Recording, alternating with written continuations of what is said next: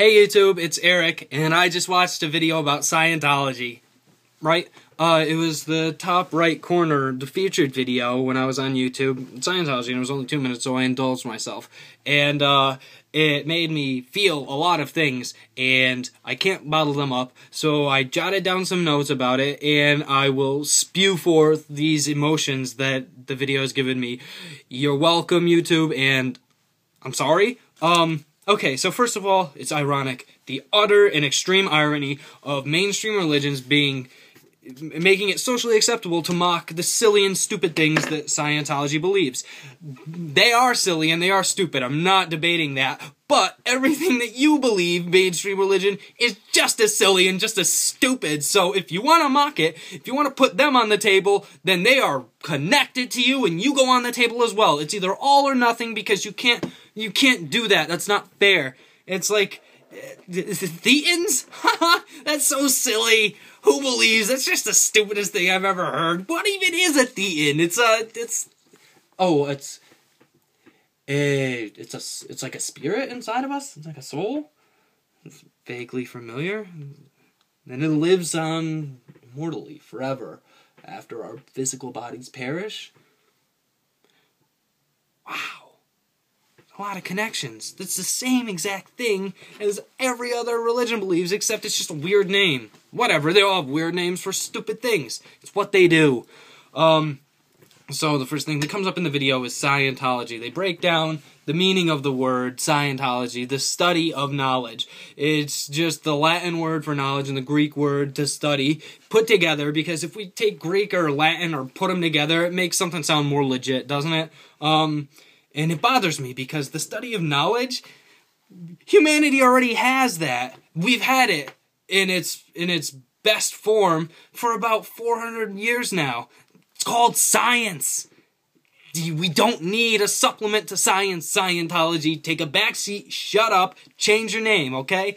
It's not something you believe in, it's something you do. These are one of these baseless, platitudinous phrases that they just spew out at you. It doesn't mean anything. You have to believe in what they tell you to believe for you to do what they want you to do. It's not self-consistent, and it's just noise that's meant to fill the void and keep your brain occupied, because God forbid you ever have a moment to sit by yourself and think critically about anything, okay? We don't have questions, we have answers. Don't we all? Religion, don't we all?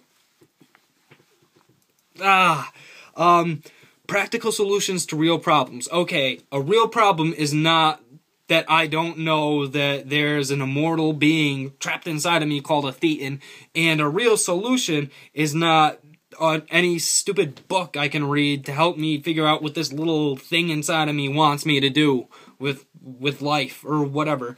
It's what every religion does. It tells you that there's something wrong with you. You're missing something and you can't be fulfilled or happy without it. But guess what? Lucky us. We have that one thing that'll make you feel great and give you fulfillment. And just come to us and do what we say. Don't worry. It's just like drugs, and nobody makes this parallel. Well, I've never heard anybody make this parallel, but it's just like drugs. We don't need drugs to be happy. We don't need drugs to have a fulfilled life. Some people do it, and then once you do it, you're stuck with it. Once you fall into that trap of thinking that you need this stuff to be happy and to be fulfilled, then you have no choice. After a while, you're hooked, and you have to keep going back. No matter what you think about it anymore, you've committed, and you are just stuck in it forever. That's how they stick you and trap you, and it's a trap. That's what it is, and that's what we should call it. Okay, so some numbers. Religion has never really been a fan of numbers or logic, but they'll use them sometimes if they talk about how many people come to our churches or how much money we give back to the communities. So let's do some numbers that I saw on this lovely video. 10,000 churches worldwide. 167 nations. They have people in 167 nations that do Scientology.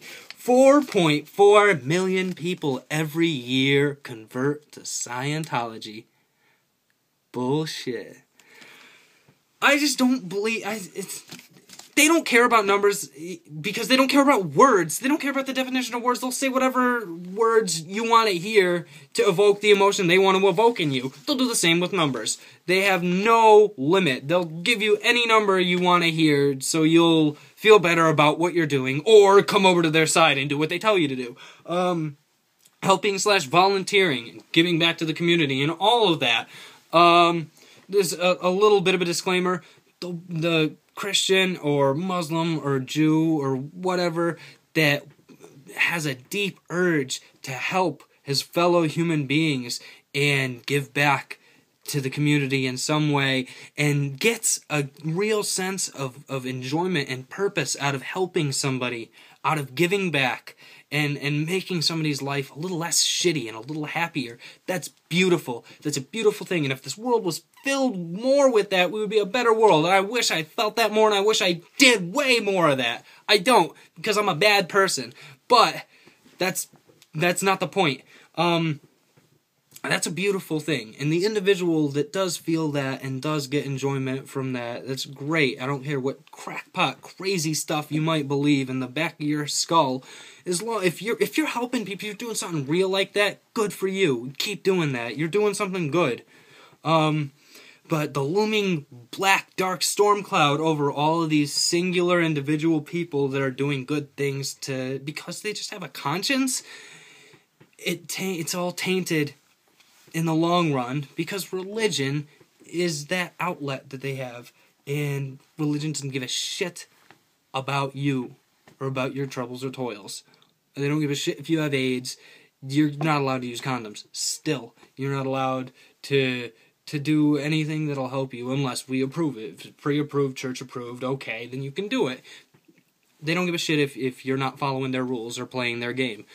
And that's the worst thing about it. It's stupid, and it hurts people, and it's the silliest thing.